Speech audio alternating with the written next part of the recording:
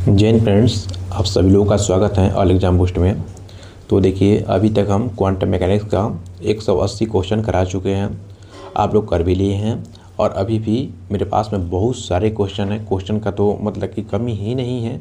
लगभग अभी भी मेरे पास में 200 से प्लस ही क्वेश्चन बाकी हैं कराने को। करा ही देंगे कल तक आप लोगों को। अब तो दिन में 2 वीडियो डाल रहे हैं क्वेश्चन का, तो हम सोच रहे हैं ना ऐसा हम आप लोगों को करा दें कि क्वेश्चन के माध्यम से एक भी सिंगल टॉपिक का क्वेश्चन न छूटे, क्योंकि हर टॉपिक को हम कवर कर रहे हैं क्वेश्चन के माध्यम से, हर एक टॉपिक। ठीक है फ्रेंड्स, तो आप लोग यहाँ प्रिंट आउट निकलवा करके खूब रट जाइएगा।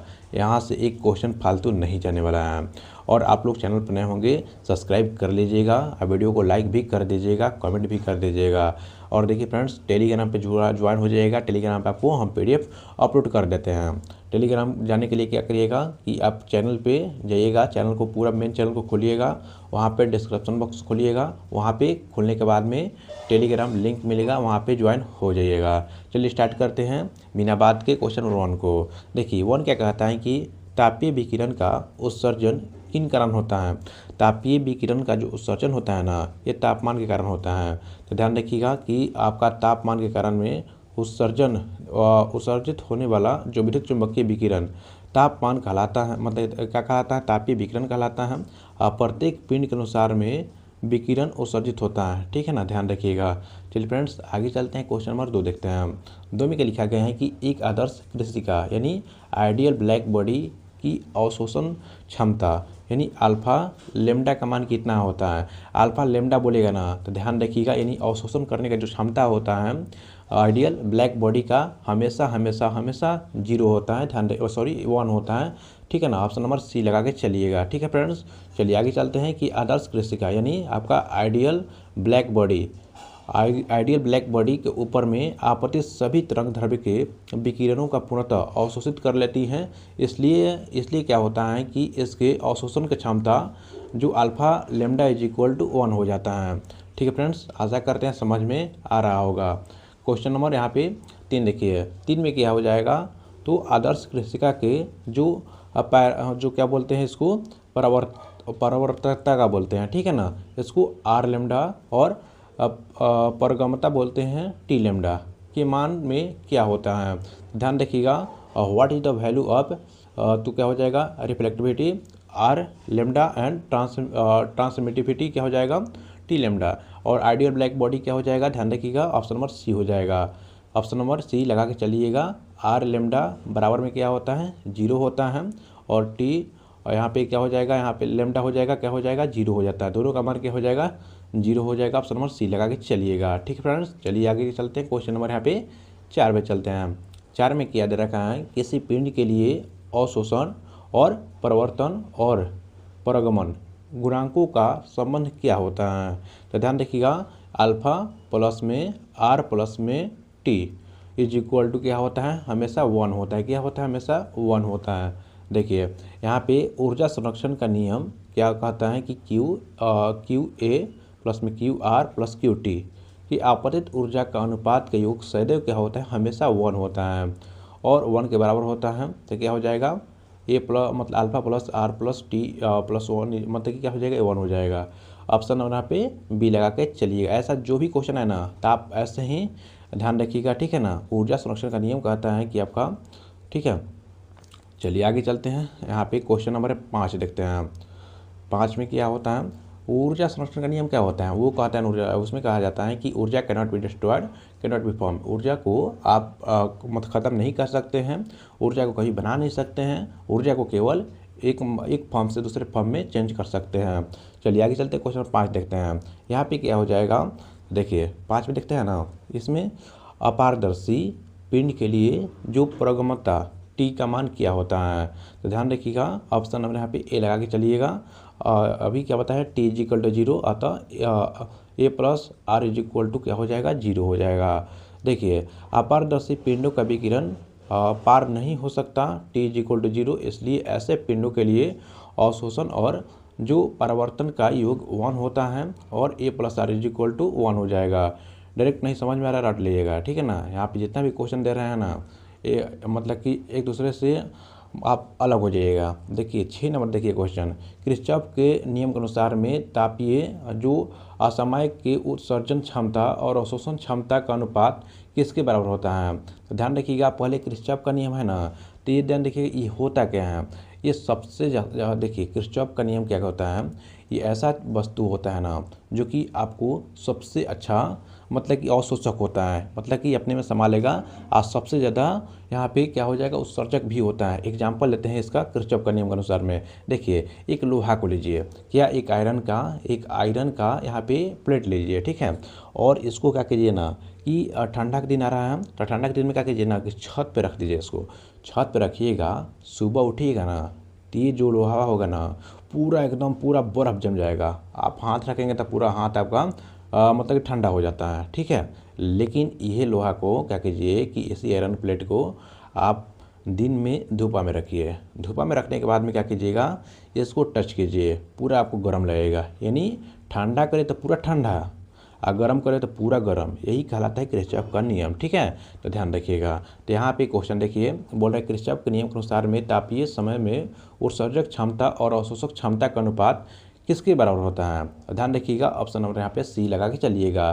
कृषिका की जो उत्सर्जक क्षमता ई लेमडा बी होता है, ई लेमडा बी हो जाएगा, ठीक है। तो ध्यान रखिए फ्रेंड्स, चलिए आगे चलते हैं।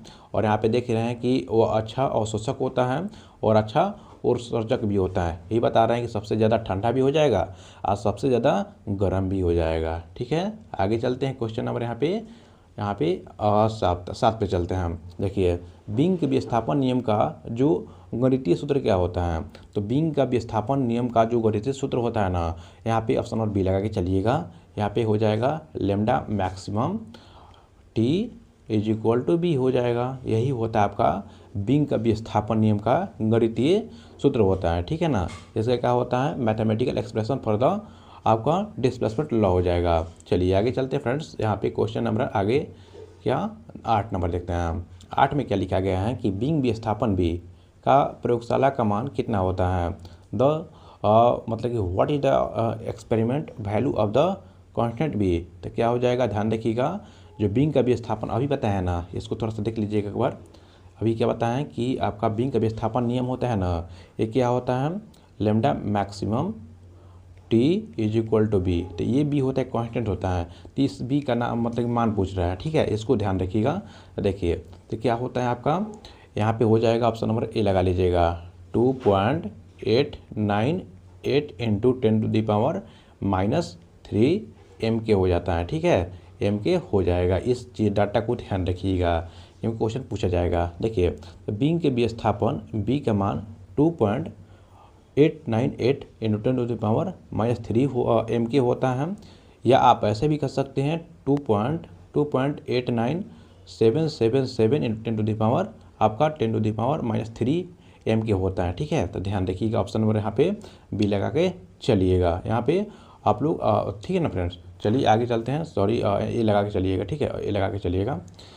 यहाँ पे बात करते हैं क्वेश्चन नंबर 9 को देखते हैं। 9 में क्या हो जाएगा, सूर्य के पृष्ठ ताप का लगभग 5800 केल्विन होते हैं और उत्सर्जक का शिखर तरंग दैर्घ्य आपका लेमडा मैक्सिमम किस क्षेत्र में प्राप्त होता है। तो ध्यान रखिएगा, ये आपका यहाँ पे देखेंगे ना T is equal to 5800 kelvin के लिए जो लेमडा मैक्सिमम कितना होता है 2.898 इंटू 10⁻³ आपका -3 बाटा करेंगे ना, भागा देंगे 5800 तो कितना आ जाएगा 500 मिलीमीटर आ जाएगा, ठीक है ना, तो नैनोमीटर हो जाएगा, ठीक है। तो जो दृश्य प्रकाश जो क्या हो जाएगा हरा और पीला क्षेत्र में आता है। तो ध्यान रखिएगा कि 5800 यहाँ पे तापमान हो जाएगा केल्विन हो जाएगा, तो कौन क्षेत्र में आएगा वो मतलब कि हरा और पीला क्षेत्र में आता है। यहाँ पे क्या हो जाएगा ऑप्शन नंबर बी हो जाएगा, दृश्य प्रकाश क्षेत्र में आता है, यानी आप उसको देख सकते हैं 5800 केल्विन वाले तापमान को, ठीक है। चलिए आगे चलते हैं फ्रेंड्स। क्वेश्चन नंबर यहाँ पे 10 देखते हैं। 10 में क्या लिखा गया है देखिए, स्टीफन वोल्ट्जमान नियम के अनुसार में जो कृषिका का उत्सर्जन कुल शक्ति ईबी का ताप के किस घात का समानुपाती होता है। यहाँ बोल रहा है कि according to the Stephen Benjamin law total black body emission power EB total body इसको क्या बोलते हैं, टोटल बॉडी इमिशन पावर बोलते हैं, ठीक है ना, ध्यान रखिएगा। Is proportional to which is the power of temperature. तो ध्यान रखिएगा, आपको यहाँ पे बोलेगा क्वेश्चन कि E B is equal to क्या होता है, तो सिग्मा टी के पावर घात 4 होता है, ठीक है ना। इस ध्यान रखिएगा इसको, ठीक है। तो टी के पावर कितना हो जाएगा, 4 हो जाता है। ऑप्शन नंबर यहाँ पे सी लगा के चलिएगा। जैसे ही बोलेगा आपको स्टाफिन बेंजामिन का बोलेगा ना, ई बी इजिकल टू क्या हो जाएगा, ई बी को क्या कहते हैं हम, इसको बोलते हैं, क्या बोलते हैं हम, टोटल ब्लैक बॉडी इमिशन बोलते हैं, इमिशन पावर बोलते हैं, इमिशन पावर, ठीक है। तो यहाँ पे टी के पावर 4 हो जाएगा, ठीक है फ्रेंड्स। आशा करते हैं समझ में तो आ ही रहा होगा। चलिए आगे चलते हैं, 11 नंबर क्वेश्चन करते हैं। 11 में क्या हो जाएगा, स्टीफन वोल्टेजमान नियतांक जो आपका सिग्मा होता है का एस 70 क्या होता है, सिग्मा का एस 70 क्या होता है। तो ध्यान रखिएगा, इसका जो होता है ना, तो यहाँ पे मात्रक होता है और मान कितना होता है। तो ध्यान रखिएगा 5.6704 इंटू 10⁻⁻8 और ओमेगा मीटर स्क्वायर माइनस में हो जाएगा केल्विन -4 हो जाएगा, ठीक है। ये ध्यान रखिएगा, इसको आप रट लीजिएगा, ठीक है ना। तो यहाँ पे ऑप्शन नंबर यहाँ पे ए लगा के चलिएगा। 5.6704 इंटू 10⁻⁻8 हो जाएगा W.M मतलब कि बाटा में चला जाएगा, ठीक है ना, और के का पावर -4 हो जाएगा। चलिए आगे चलते हैं फ्रेंड्स। आशा करते हैं कि आप लोग रट रहे होंगे, ठीक है। तो बिना रटने का काम थोड़े चलेगा। तो 12 देखिए क्वेश्चन। 12 में क्या होता है कि यदि किसी जो कृषिका का ताप दोगुना कर देने पे ताप का दोगुना कर दो तो उसकी कुल उत्सर्जक शक्ति क्या मतलब कि कितना गुना बढ़ जाएगा। तो ध्यान रखिएगा, पहले ही बताए थे कि पी अगर पी डायरेक्टली प्रोपोर्शनल क्या होता है आपका, टी के पावर 4 होता है, ठीक है। अगर जी एक बढ़ाइएगा ना तो 4 बढ़ेगा, मतलब स्क्वायर में बढ़ेगा, मतलब कि क्या बोलेगा, टी के पावर 4 में बढ़ेगा, ठीक है ना। तो ध्यान रखिएगा यहाँ पे क्या हो जाएगा, अगर पी को हम दोगुना कर देते हैं, क्या करते हैं P2 कर देते हैं, तो क्या हो जाएगा, यहाँ पे देखेंगे ना, तो टी जो होता है ना आपका 4 बढ़ जाएगा, ठीक है। तो यहाँ पे देखेंगे 2 के पावर 4 कर देंगे तो कितना हो जाएगा, 16 हो जाएगा, ठीक है। तो ऑप्शन यहाँ पे डी लगा के चलिएगा, 16 गुना हो जाएगा। तो यहाँ पे ध्यान रखिएगा कि पी जो होता है ना डायरेक्टली प्रोपोर्शनल होता है टी के पावर 4 के, ठीक है। यहाँ पे 2 करिएगा तो यहाँ पे 2 के पावर 4 कीजिएगा तो 16 हो जाएगा, ठीक है। चलिए फ्रेंड्स आगे चलते हैं, क्वेश्चन नंबर 13 पे चलते हैं। 13 में क्या लिखा गया है, देखिए टी ताप वाले जो वास्तविक अपृष्ठ T0 ताप वाले वातावरण में शुद्ध विकिरण हानि यानी नेट रेडिएशन लॉस का सूत्र क्या होता है।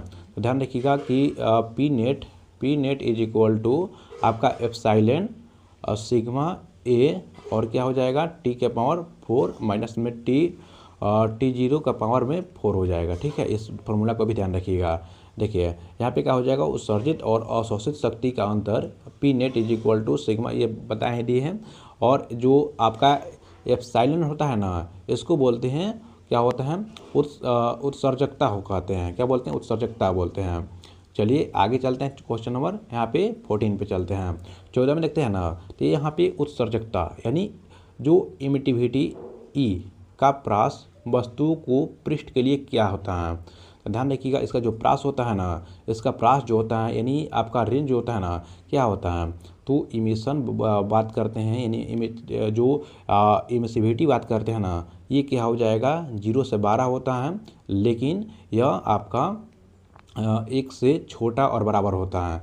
यानी 0 से 12 होगा लेकिन 1 से छोटा और 1 के बराबर होता है। इसका प्रास ध्यान रखिएगा, यहाँ से क्वेश्चन पूछा जाएगा। चलिए फ्रेंड्स आगे बात करते हैं। यहाँ पे देखिए कि वास्तविक पिंडों का उत्सर्जन क्षमता आदर्श कृष्णा में कम होती हैं और इसलिए उत्सर्जक जो होता है ना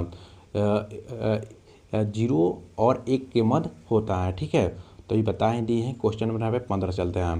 15 में बात करते हैं ना, देखिए शास्त्रीय समविभाजक सिद्धांत यानी क्लासिकल जो इक्विपरेशन प्रिंसिपल के अनुसार में गुहा में प्रत्येक दोलन विधा का औसत ऊर्जा कितनी मानी गए थे। तो ध्यान रखिएगा केबीटी क्या हो जाएगा, केबीटी हो जाएगा, ठीक है ना। तो ध्यान रखिएगा यहाँ पे देखते हैं शास्त्रीय जो भौतिकी प्रत्येक विद्युत चुंबकीय दोलन विधा में 2 स्वतंत्र की कोटियाँ का औसत क्या होता है, E = KBT होता है, कि E = KBT माना जाता है। ध्यान रखिएगा चलिए फ्रेंड्स क्वेश्चन नंबर यहाँ पे 16 बात करते हैं हम। 16 में क्या हो जाएगा, रेल जीन नियम, यानी रेल जीन नियम का ऊर्जा घनत्व आवृत्ति किस रूप में सूत्र के मतलब कि आवृत्ति रूप में सूत्र क्या होता है। तो ध्यान रखिएगा, इसका फॉर्मूला जो होता है ना रेल जीन बीन का रेल जीन नियम का, तो ध्यान रखिएगा क्या होता है, यहाँ पे u भी हो जाएगा is equal to 8 pi v² बटा में CQ होता है, और यहाँ पे क्या हो जाएगा KBT होता है, KBT होता है। इस फॉर्मूला को आप लोग दिल दिमाग में बैठा लीजिएगा। देखिए तो क्या हो जाएगा, जो विधाओं की संख्या घनत्व 8 पाई स्क्वायर बटा में CQ का औसत KBT होता है, ठीक है ना। चलिए आगे चलते हैं क्वेश्चन नंबर यहाँ पे ए ऑप्शन लगा के चलिएगा।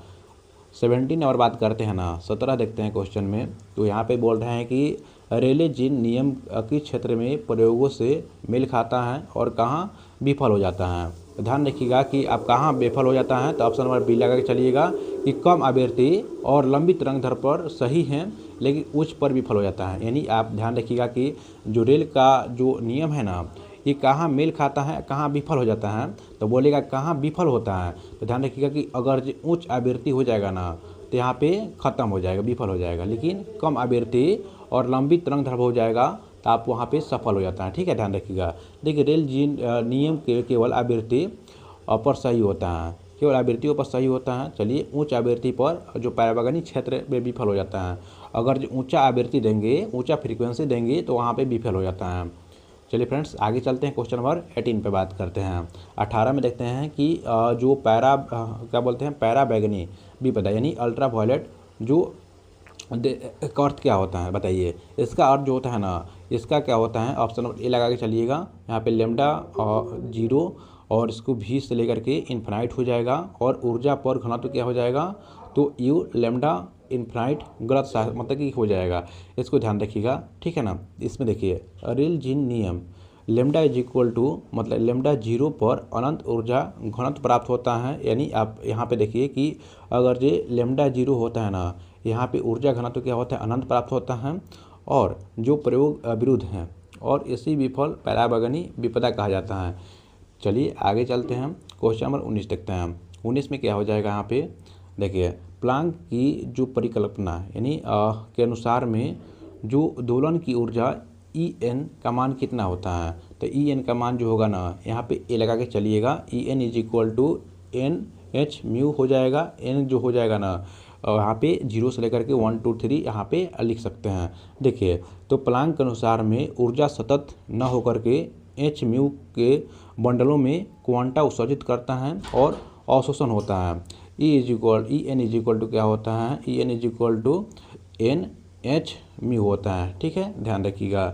चलिए आगे चलते हैं, क्वेश्चन नंबर 20 पे चलते हैं। 20 नंबर क्वेश्चन देखते हैं हम। तो यहाँ पे देखते हैं ना कि प्लांक नियतांक द्वारा दोलन की औसत ऊर्जा E का सूत्र क्या, सही सूत्र क्या हो जाएगा। तो ध्यान रखिएगा, यहाँ पे ऑप्शन नंबर ए लगा के चलिएगा। तो E is equal to H nu बाटा में यहाँ पे क्या हो जाएगा, यहाँ पे ध्यान रखिएगा H न्यू बाटा में KBT -1 होता है। इस सूत्र को आप लोग एक्सपोनेंशियल होता है, देखिए E इज इक्वल टू क्या हो जाएगा, H म्यू हो जाएगा बाटा में एक्सपोनेंशियल हो जाएगा। उसके बाद में आपका H म्यू बाटा में KBT होता है, क्या होता है, KBT हो जाएगा, -1 होता है। इस सूत्र को ध्यान ही रखिएगा, ठीक है ना, तो क्योंकि क्वेश्चन पूछा जाएगा यहाँ से। तो चलिए आगे क्वेश्चन नंबर 1 मान लीजिएगा। चलिए क्वेश्चन नंबर यहाँ पे 21 देखते हैं। 21 में क्या है फ्रेंड्स, प्लांक का विकिरण नियम यानी जो प्लांक्स रेडिएशन लॉ आवृत्ति जो UV यहाँ पे VT में क्या होता है। यहाँ में देखिएगा ना, यहाँ में क्या होता है, ऑप्शन नंबर ए लगा के चलिएगा, ठीक है। इस फार्मूला को भी आप लोग ध्यान रखिएगा, ठीक है ना।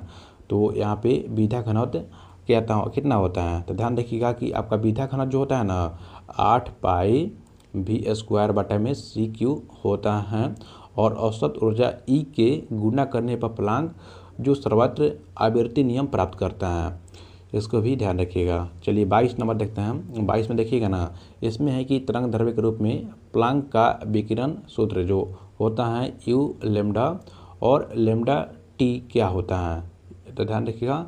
ये जो फार्मूला को भी ध्यान रखिएगा, ठीक है ना, बहुत सारे फार्मूला हैं, इसको एक बार याद कर बार बार रखिएगा इसको। तो यहाँ पे इसको भी ध्यान रखिएगा, ठीक है, ऑप्शन नंबर ए लगा के चलिएगा। तो चलिए फ्रेंड्स आगे चलते हैं, यहाँ पे क्या हो जाएगा, क्वेश्चन नंबर यहाँ पे 23 देखते हैं हम। 23 में क्या हो जाएगा, देखिए उच्च आवृत्ति सीमा यानी आपका एच म्यू ग्रेटर केवीटी हो जाएगा। यानी अगर ये उच्च आवर्ती सीमा जो होगा में प्लांक नियम किस जो वितरण में परिवर्तित हो जाता है। तो ध्यान रखिएगा, अगर जो उच्च आवृत्ति सीमा होता है और प्लांक के नियम में किस में परिवर्तित हो जाता है ना, तो ऑप्शन नंबर यहाँ पे क्या लगा के चलिए, बी लगा के चलिएगा। बिंग वितरण नियम होता है, यानी बिंग आपका डिस्पर्शन मतलब क्या होता है, तो नियम हो जाता है। ठीक है, ध्यान रखिएगा। तो देखिए अगर ये आपका उच्च आवृत्ति सीमा होता है तो हर में क्या हो जाएगा, एक नगण्य हो जाता है। और प्लांक नियम क्या हो जाएगा, यू भी इज इक्वल टू क्या मतलब कि क्या हो जाएगा 8 पाई एच भी के पावर क्यू हो जाएगा और सी के पावर भी क्यू हो जाता है। और ई यहाँ पे देख सकते हैं, ठीक है ना, इसको हम क्या बोलेंगे, बिंग बन जाता है। यानी कुल मिलाकर के बोलेगा क्वेश्चन ना कि उच्च आवर्ती सीमा में प्लांक नियम अगर ये किस में जाकर के बदल जाता है, चेंज हो जाता है। तो ध्यान रखिएगा, इसमें बिंग वितरण में चेंज हो जाता है, बिंग के नियम में चेंज हो जाता है। ठीक है, ध्यान रखिएगा। आगे चलते हैं, यहाँ पे क्वेश्चन नंबर 24 बात करते हैं हम। कम आवृत्ति यानी कम आवृत्ति हो, यानी अब क्या हो, एच म्यू जो हो बहुत बहुत बहुत कम हो जाए क्या केवीटी से, तो वो किस नियम में चेंज हो जाएगा, ऊंच हो जा रहा था तब बिंग में चेंज हो रहा था, लेकिन इसमें कम हो रहा है ना। तो ध्यान रखिएगा, ये रेले जीन का नियम में चेंज हो जाता है, किसमें, रेले के जीन के नियम में चेंज हो जाएगा। ठीक है, ध्यान रखिए दोनों क्वेश्चंस को। यहाँ पे 25 देखते हैं हम। 25 में क्या हो जाएगा, बिंग के विस्थापन नियम में जो व्युक्ति x is equal to S C बटा में लेमडा मैक्सिमम केवीटी हो जाएगा, केवीटी मानने पर कौन सा जो विजातीय समीकरण प्राप्त होता है। तो ध्यान रखिएगा कि बिंग के विस्थापन नियम में व्यक्ति इतना मानने पे, ठीक है ना, कौन सा समीकरण प्राप्त होगा। तो ऑप्शन नंबर यहाँ पे ए लगा के चलिएगा, 5 और 1 माइनस में ई के power minus X is equal to X हो जाएगा। ठीक है ना, ध्यान रखिएगा। तो यहाँ पे देखेंगे ना, प्लांक तरंग दैर्ध्य जो वितरण आपका यू लेमडा सापेक्ष अवकलन करेंगे ना, यहाँ पे आपका डिफ्रेंशिएशन करेंगे तो क्या हो जाएगा, पूरा समय मतलब डिफ्रेंशिएशन करने के बाद में क्या आ जाएगा आपका 5 यहाँ पे ब्रैकेट 1 माइनस में ई के power minus X is equal to X प्राप्त होता है। ठीक है, तो ऑप्शन नंबर यहाँ पे ये लगा के चलिएगा। हम पहले ही बताए थे कि थोड़ा सा आप लोग डिफ्रेंशिएशन और इंटीग्रेशन को पढ़ लीजिएगा, क्योंकि बहुत ज़्यादा काम आएगा इसमें। चलिए क्वेश्चन नंबर 26 देखते हैं हम। 26 में क्या है फ्रेंड्स, 26 में देखिए यहाँ इसमें विजातीय समीकरण यानी 5 यहाँ पे ब्रैकेट 1 माइनस ई के पावर माइनस एक्स अभी जो पढ़े हैं। ठीक है, न्यूमेरिकल रूट क्या होता है, इसका जो न्यूमेरिकल रूट होता है ना, तो ध्यान रखिएगा कि डायरेक्ट पूछेगा क्वेश्चन आपसे, तो क्या हो जाएगा x इज इक्वल टू 4.965 होता है। ठीक है, तो यहाँ पे क्या हो जाएगा x का ऑप्शन नंबर बी लगा के चलिएगा। ठीक है, चलिए फ्रेंड्स आगे चलते हैं। क्वेश्चन नंबर यहाँ पे कुछ और देखते हैं, 27 देखते हैं। 27 में क्या लिखा गया है, देखिए बोलेगा कि गुहा यानी कैविटी में भी से भी प्लस डीवी के बीच में प्रति इकाई आयतन जो चुंबकीय विधाओं यानी मोड्स की संख्या कितनी होती हैं। तो ध्यान रखिएगा, ऑप्शन नंबर ए लगा के चलिएगा। ठीक है ना, इस समीकरण को भी आप लोग ध्यान रखिएगा। देखिए अनुप्रस्थ क्या बोल जाएगा, अप्रगामी तरंगों में दो ध्रुवीय यानी पोलराइजेशन अवस्थाओं में शामिल करने में विधा घनत्व क्या हो जाएगा, ये होता है जी भी D V is equal to 8 pi square C square D V हो जाएगा। ठीक है, इसको ध्यान रखिए थोड़ा सा। चलिए आगे चलते हैं, 28 नंबर क्वेश्चन देखते हैं। 28 में क्या हो जाएगा आपका, प्लांक नियम में स्टाफिन नियम की जो व्युत्पत्ति का मानक जो आपका यहाँ पे इंटीग्रेट इन्फाइनाइट से 0 तक दे, मतलब 0 से इन्फाइनाइट दे रखा है, और आपका एक्स क्यू बटा में क्या हो जाएगा ई एस को मतलब कि ई के पावर एक्स माइनस में 1 डी एक्स होता है। ठीक है, इसको इंटीग्रेट करना है, तो इंटीग्रेट करने के बाद में क्या आ जाएगा आपका यहाँ पे ए हो जाएगा। ठीक है ना, एक्स के पाई के पावर 4 बटा में 15 आ जाएगा। ठीक है, तो ध्यान रखिएगा। तो यहाँ पे देखते हैं ना, कुल ऊर्जा घनत्व ये दे रखा है, और ज्ञात करने के लिए समाकलन करना है इतना। समाकलन करने के बाद में तो ये पता है, पहले ही बताया फ्रेंड्स, इंटीग्रेशन और डिफ्रेंशिएशन थोड़ा थोड़ा पढ़ लीजिएगा, बहुत ज़्यादा काम आने वाला है आपका मैथमेटिकल कैलकुलेशन में। देखिए अब बात करते हैं कि आइसोट्रोपिक गुहा में विकिरण ऊर्जा फ्लक्स ईबी और कुल ऊर्जा घनत्व यू का संबंध क्या होता है, यानी what is the relationship between आपका इमीडिएट फ्लक्स को हम ईबी कहते हैं और टोटल एनर्जी डेंसिटी को यू बोलते हैं। दोनों में आपका जो आइसोट्रोपिक कैपेसिटी में रेडिएशन क्या होता है, तो ध्यान रखिएगा यहाँ पे ए लगा के चलिएगा। ईबी इज इक्वल टू क्या होता है, EB is equal to C U बटा में 4 हो जाता है। क्या होता है, EB is equal to C U बटा में 4 हो जाएगा, यानी गुहा में छिद्र प्रति इकाई क्षेत्रफल उत्सर्जित फ्लक्स कुल ऊर्जा घनत्व सी यू बटा 4 भाग में होता है। तो आप लोग देख ही रहे हैं। चलिए क्वेश्चन नंबर यहाँ पे आगे देखते हैं। 30 नंबर देखते हैं। 30 में क्या लिखा गया है कि स्टीफन नियतांक यानी सिग्मा, स्टीफन नियतांक को सिग्मा बोलते हैं। सिग्मा का मूल भौतिक जो नियतांकों में तो के बी एच और सी का सूत्र क्या हो जाएगा, तो यहाँ पे चलिए आगे बात करते हैं कि सिग्मा इज इक्वल टू क्या होता है 2 पाई अब 5, यहाँ पे क्या हो जाएगा के बी का पावर 4 हो जाएगा, और बाटा में क्या हो जाएगा 15 एच स्क्वायर और एच क्यूब हो जाएगा और सी स्क्वायर हो जाएगा। ठीक है, इस फॉर्मूला को भी ध्यान रखिएगा। यहाँ पे ऑप्शन नंबर ए लगा के चलिएगा। देखिए प्लांक नियम में जो समाकलन करने पर स्टीफन नियतांक जो सिग्मा क्या हो जाएगा, सिग्मा व्यंजक आपका 2 पाई पावर 5 के बी पावर 4 बटा में ये आ जाएगा। ठीक है ना, सिद्ध होता है। चलिए फ्रेंड्स अब बात करते हैं क्वेश्चन नंबर 31 में बात करते हैं। 31 में क्या हो जाएगा, ब्रह्मांडीय सूक्ष्म तरंग पृष्ठ का विकिरण किस ताप पे कृष्ण का स्पेक्ट्रम में जो लाभगत तुल्य होता है, तो क्या हो जाएगा यहाँ पे 2.725 केल्विन हो जाएगा। ऑप्शन नंबर यहाँ पे बी लगा के चलिएगा। देखिए यहाँ पे जो ब्रह्मांड में फैला CMB क्या होता है, CMB ये बताता है कि कॉस्मिक माइक्रोवेव बैकग्राउंड होता है। ठीक है ना, और इसका लगभग 2.725 की में अत्यधिक शुद्ध कृष्ण स्पेक्ट्रम का पालन करता है। इस चीज़ को देख लीजिएगा। 32 नंबर क्वेश्चन लिखते हैं ना। 32 में क्या लिखा गया है कि लगभग 300 केल्विन कमरे का तापमान पर किसी वस्तु का उत्सर्जित विकिरण मुक्तक के क्षेत्र में होता है, तो ध्यान रखिएगा कि ऑप्शन नंबर बी हो जाएगा, इंफ्रारेड हो जाएगा। ठीक है ना, इंफ्रारेड हो जाएगा और रक्त क्षेत्र हो जाएगा। बी लगा के चलिएगा। देखिए 300 आपका देखिए हमारा शरीर का जो तापमान होता है 310 केल्विन पे होता है। कितना होता है, 310 केल्विन पे हमारा बॉडी का टेम्परेचर होता है, ध्यान रखिएगा। तो यहाँ पे देखेंगे ना 300 केल्विन पे जो शिखर तरंग दैर्घ्य यानी lambda maximum is equal to 10 mu M हो जाएगा। ठीक है ना, और रक्त क्षेत्र में होता है जो मानव नेत्रों में दिखाई नहीं देता है। चलिए आगे चलते हैं। क्वेश्चन नंबर यहाँ पे 33 बात करते हैं।